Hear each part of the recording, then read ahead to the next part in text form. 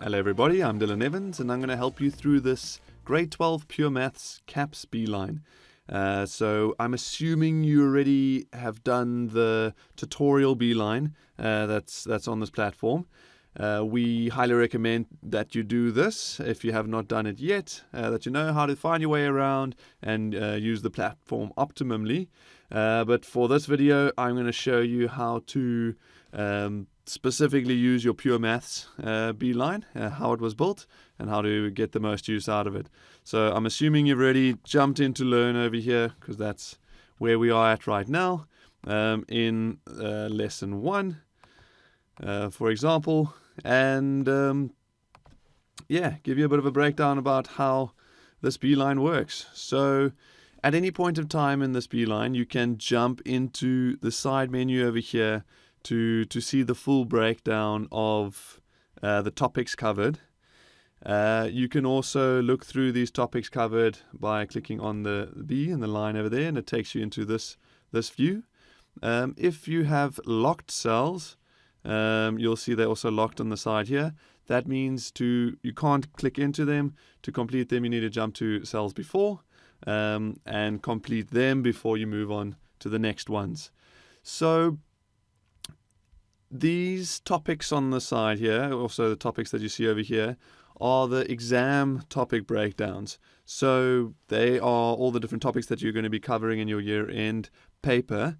And each of these subtopics has video content and learning resources that help you prepare to be able to answer the questions effectively. You don't have to watch all the videos, especially if you know the content already. But the videos and that are all just there for you as extra resources.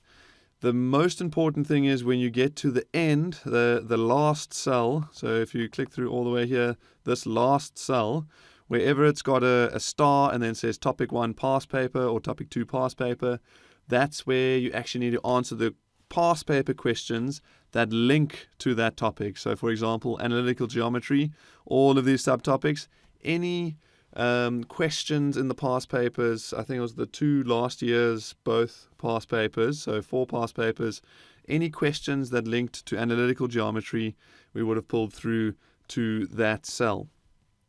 So for example, I'm going to jump into the cell just before it. You'll see that there's, in this case, a helpful video by our friend Levy. And when you complete the content over here, to move on to the next cell, I'm going to jump next there. In this next cell, it'll give you some breakdown of what questions were specifically asked, so from which past papers. So if you can go to those additional resources, and you can actually go download these past papers if you want, but you don't need to, because they are actually, the questions are built into the platform itself.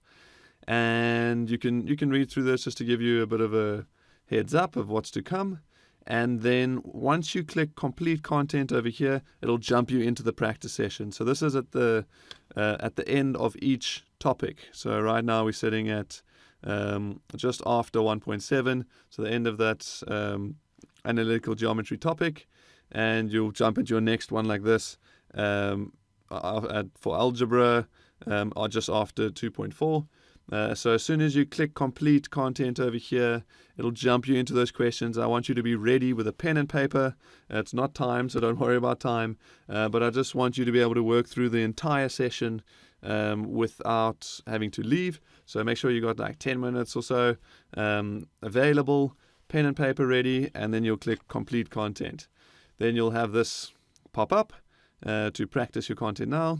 Jump into it, and your practice session begins. So you can see for this practice session, we actually have 9 questions, and the question will come up over here in front of you. It'll ask you the questions for this question 3, for example, and then you do the questions yourself. And once you are finished with it, you can reveal the answer. Once you reveal the answer, you'll see what the answers were supposed to be. You can self-assess now and say, okay, you got it almost 100% right. So if you got it 100% right and that was easy, then you would select easy. If you got it almost right, but like missed one or two things, you can click almost. If you got some of it right, but not all of it, you can click somewhat. Or if you didn't get it at all, you click not at all. Depending on what you click here, the algorithm learns what you know and what you don't know, or what you are remembering and what you are not remembering. And depending on how, like, every time you answer this question in the future and every time you've answered it in the past, it remembers those answers, and it'll start to learn if you're busy remembering it and forgetting it. So try be as accurate as possible with your answer here. So if I, for instance, got this spot on exactly right, I would click easy, and then it would jump me into the next question. So work through all 9 over here, and then once you get to the end of it, you'll complete the lesson and you can jump on to the next topic. Once you have completed these cards, though, as soon as you've worked through them and it unlocks the next cell, then those cards are actually sitting in a bank of cards that you'll actually find on your Hive page. These cells, now you can see there's actually 55 cards here waiting for me. You should have around 10 to 20 cards normally waiting for you, especially if you're practicing every day. And these cards are from all the beelines that you have active. So if you are busy learning multiple different beelines, maybe life orientation and life sciences as well, then all the cards that are waiting for you to do, that the platform has decided, okay, now you need to redo this card for practice because you're starting to forget it again, or could be starting to forget it again, it will feed those cards to you. So it actually will mix the questions from the different subjects together, which is actually really good for your learning process. So I'm going to show you an example here. I jumped into that. It's actually bringing up a life orientation question. When you are viewing the questions from that view, you can actually go click here, view content, and it'll take you to the content where that question was linked to. So sometimes it'll just link to a page that tells you more about the questions that are coming. But for life sciences, for example, it'll take you into the actual content that this question was about. So there might be a video sitting there waiting for you to learn more about this content. So that's pretty much it for your Pure Maths Beeline. Work your way through it in order until you get a full 100% cell completion. Try keep your knowledge retention hopefully at around 80% here. That means you remember most of your things. If your knowledge retention starts to drop over time, that's probably just because you're not practicing that much. The more you practice, the more your knowledge retention will come up, and hopefully it'll be sitting here at around between 80 and 100% before you write your exams. Then you know you're ready to go crush your exams. Awesome. Good luck, and we wish you the best.